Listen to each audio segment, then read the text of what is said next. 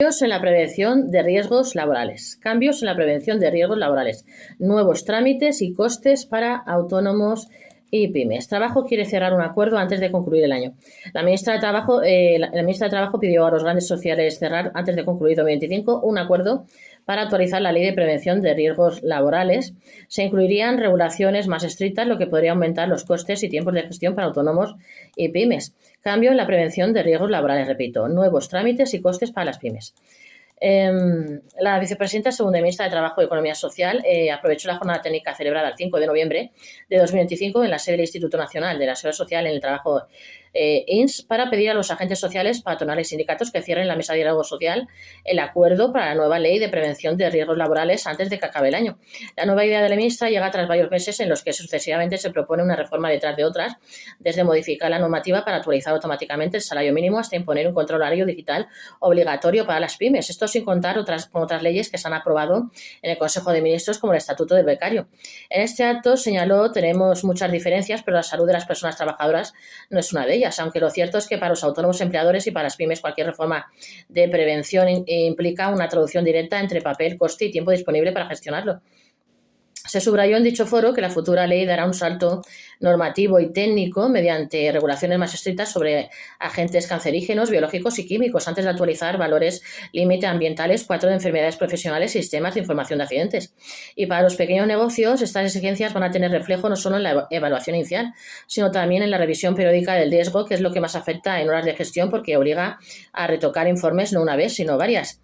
Como ya publicamos en otro de nuestros vídeos, Trabajo ha presentado un nuevo plan estratégico de la inspección que contempla un incremento de plantilla del orden del 20%, lo que anticipa que la futura ley de prevención de riesgos laborales vendrá acompañada de un aumento sustancial de la inspección y vigilancia de las obligaciones empresariales. Los nuevos requisitos en prevención de riesgos incrementarán las exigencias formales para autónomos y pymes. Se insistió en que la reforma se basa en la Estrategia Española de Seguridad y Salud en el Trabajo 2023-2027, que es la hoja de ruta que ella misma calificó allí como puntera en Europa y alineada con la política sanitaria. En este contexto, se advierte que la reforma de la Ley 31/1995 busca mejorar la integración de la prevención de las empresas, especialmente en las pequeñas, porque la mayoría de las sinistralidades se concentra en donde no hay departamentos internos, sino que quien hace las nóminas atiende al cliente y se ocupa de la prevención cuando puede.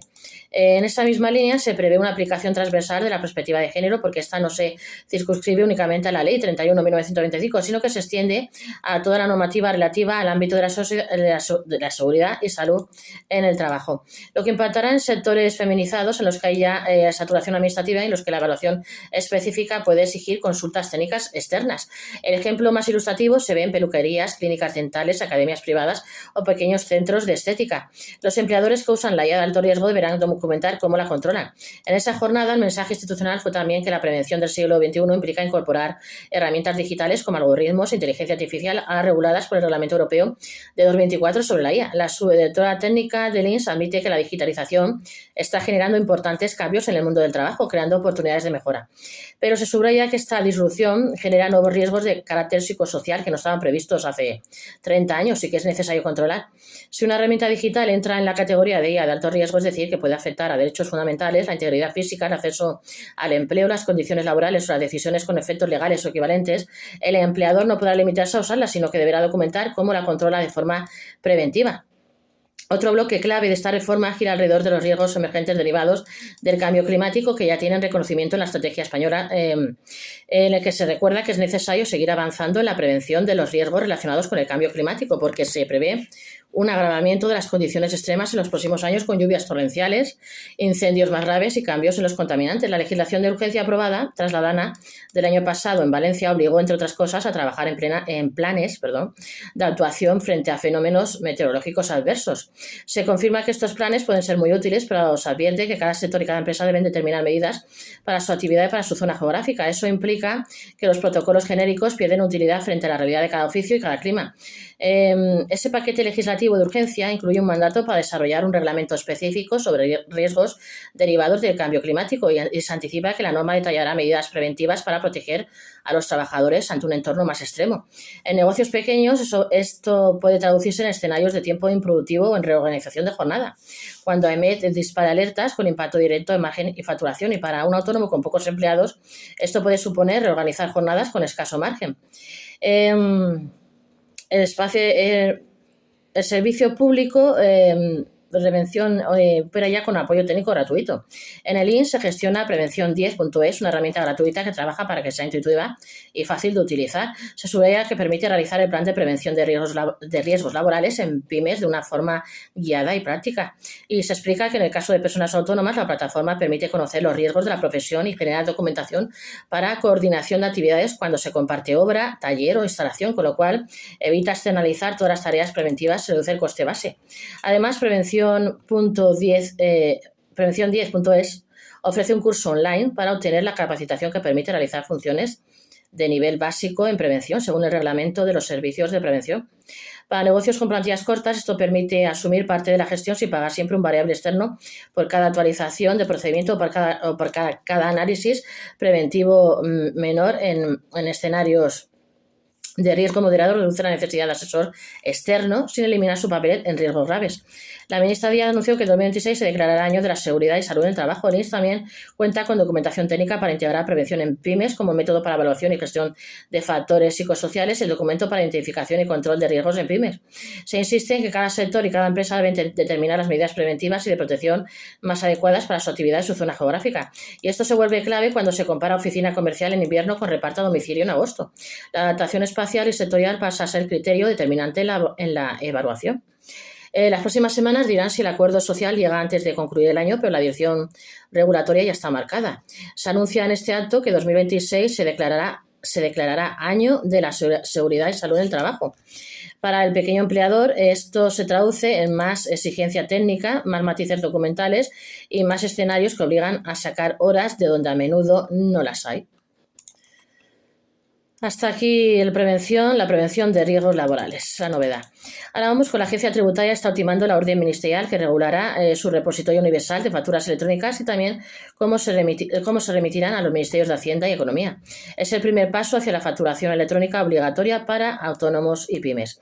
Los autónomos deberán enviar sus facturas a un nuevo repositorio de Hacienda. La orden podría salir este año.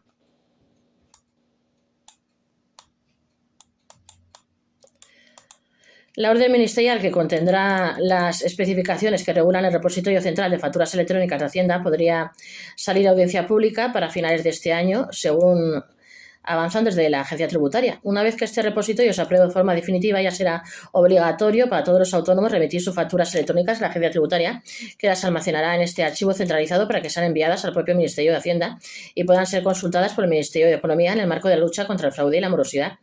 Como detallan estas mismas fuentes, la previsión de Hacienda en principio es que el texto salga en información pública antes de que comience 2026, de forma que los contribuyentes tengan acceso a su contenido y tanto ellos como asociaciones e instituciones puedan realizar sus aportaciones al mismo. Este texto, que supondría un paso más en la implementación de los cambios a la facturación electrónica obligatoria, detallará en profundidad el funcionamiento, los requisitos y los servicios que prestará este sistema central.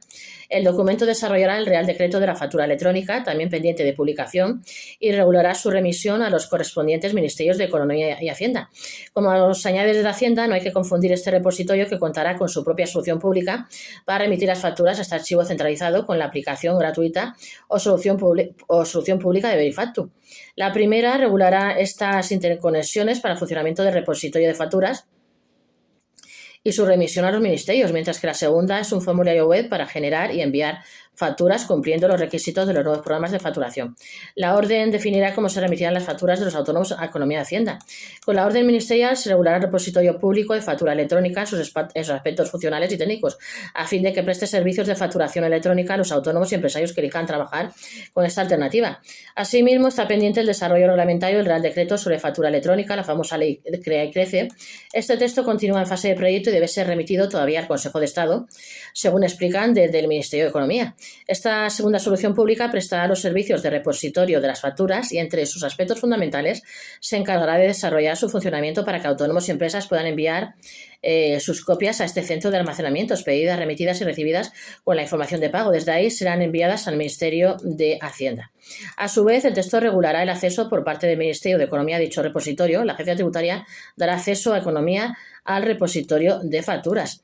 El conjunto de plataformas de intercambio de facturas electrónicas, como ya prevé el proyecto del Real Decreto de la Factura Electrónica, diversas empresas, quienes puedan ser también proveedoras de los softwares de facturación, ofrecerán un servicio de intercambio de facturas para que los autónomos y las empresas las intercambien entre sí con la agencia tributaria. Aunque estas plataformas privadas tienen la obligación de mandar una copia fiel a este repositorio público, con independencia de esta copia, pueden utilizar la plataforma del repositorio público para la interconexión entre plataformas privadas en el envío y recepción de facturas, o pueden interconectarse entre sí. En cualquier caso, tendrán que mandar la información al repositorio de facturas, aunque solo operen a través de esta solución, o las plataformas lo hagan directamente entre ellas. Así, los contribuyentes que utilicen su propio software y plataformas de facturación para emitir facturas electrónicas también deberán volcar la información de sus facturas en esta segunda solución. En ese sentido, la orden regulará las necesidades de este sistema que universaliza el uso de la factura electrónica B2B y ofrecerá además este servicio también de manera gratuita y sencilla, aunque puede no presentar determinadas funcionalidades añadidas más allá del intercambio de facturas que sí puedan proporcionar plataformas privadas. Sin embargo, este último punto será clave de cara a la puesta en marcha de la factura electrónica, ya que una vez publicada la orden comenzarán a correr los plazos para su obligatoriedad definitiva por parte de pymes y autónomos. En el caso de las empresas que facturen más de 8 millones de euros, un año desde la aprobación de la orden, y en el caso de empresas y autónomos que facturen menos de 8 millones, 2 años desde su aprobación. De la misma forma, el proyecto del Real Decreto de la Factura Electrónica también se encuentra muy avanzado, según señalan desde Economía. Ambos ministerios se encuentran trabajando en los textos que serán el punto final antes de la implementación definitiva de la factura electrónica. Este Real Decreto Ley también se encuentra en sus últimos pasos para su publicación, pero aún se encuentra en su proceso de elaboración. El próximo paso es el envío del proyecto al Consejo de Estado. Una vez el Ministerio reciba el dictamen del Consejo de Estado, que pueda tardar hasta 2 meses, será necesario que pase dos filtros más antes de elevar el proyecto de Real Decreto a Consejo de Ministros y su eventual publicación, siempre que no se soliciten modificaciones sustanciales del texto en el camino. Por último, la orden ministerial es la que completa el desarrollo normativo del proyecto del Real Decreto de la Factura Electrónica, siendo ambos puntos necesarios para completar las obligaciones a las que harán frente autónomos y pymes para la implementación de los procedimientos de facturación por vía electrónica en su totalidad. No olvide suscribirse a vuestro canal y contactar con nosotros al 646 021 399.